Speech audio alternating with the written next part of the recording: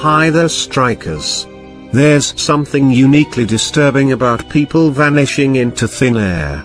Read about these incredibly strange, unsolved cases. Although these disappearances span centuries, locations, age ranges, and circumstances, there's one common thread shared between them: a lack of closure.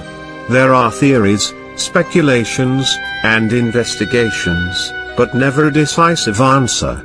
On our incoming episode, I'm going to feature some of the cases of mysterious disappearances, of some missing that just disappear without any trace. On our today's video, we are going to recall the cases of missing person cases that remain unsolved.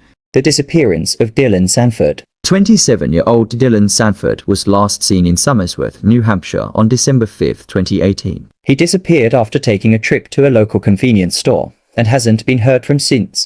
At the time of his disappearance, Dylan ran a carpet installation business. He was in the process of moving to Salem, but never made it there. Shortly before he went missing, Dylan had completed a 30-day drug rehabilitation program. His family believes he is deceased and that his disappearance may have been drug-related. He was in close contact with his 4-year-old son, and his family states he would not abandon him. On December 4, 2018, Dylan Sanford spent the night at a residence on Market Street in Somersworth, New Hampshire, between 6:07 p.m. on December 5, 2018.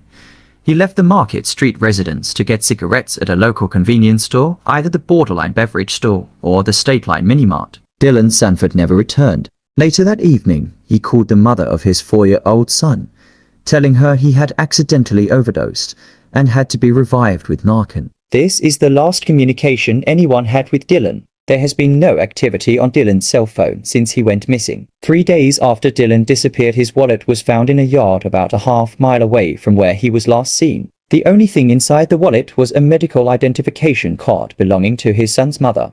In September 2019, graffiti messages appeared throughout the Tri-Cities area of New Hampshire, claiming Dylan had been murdered and identifying 3 men as being responsible. Somersworth police investigated the messages and interviewed those who were named as being responsible, though they say their investigation remains a missing persons case rather than murder investigation. In September 2019, authorities searched a residence in the 100 block of Franklin Street in Somersworth after receiving a tip that Dylan was there. However, their search came up empty. The location of Dylan Sanford and the circumstances surrounding his disappearance remains unknown. Family members say Dylan would never leave voluntarily due to his young son. Dylan's case is classified as endangered missing and remains unsolved. Dylan's case is classified as endangered missing and remains unsolved. Caucasian male born on May 19, 1991. Dylan has brown hair, blue eyes, stands 5'11", and weighs 170 pounds.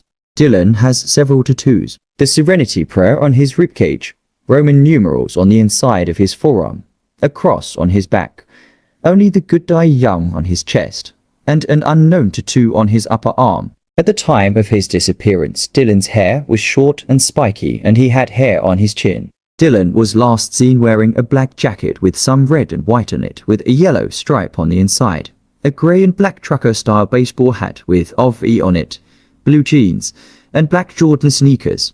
Pam Sanford, Dylan's mother, has said her family is desperate to find him and has described his disappearance as quite suspicious. Pam Sanford couldn't be immediately reached for comment for this story.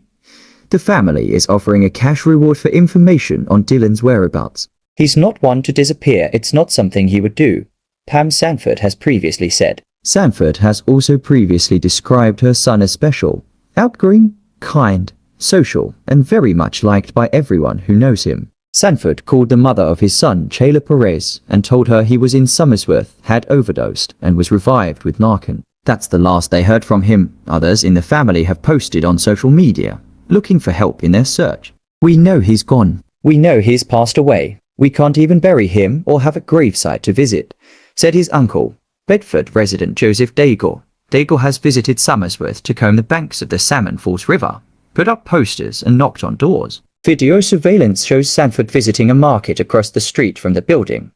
His empty wallet, it contained only Perez's medical ID card, was found a half-mile from the store.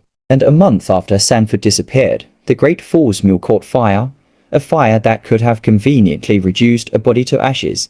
Dago said. Dago acknowledges that Sanford could have overdosed and his fellow users could have hidden the body. The family rejects any notion that he just left. Justice would be nice, Perez said, but for me, I pray every night this family gets the answers, that Sanford's son Braden can have answers about his dad.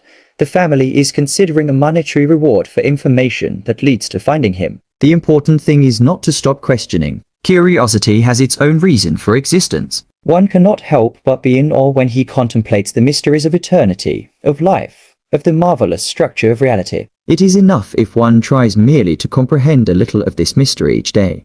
Unsolved mystery of person that just disappear without any trace. And that's for today's video. Don't forget to like, share and subscribe.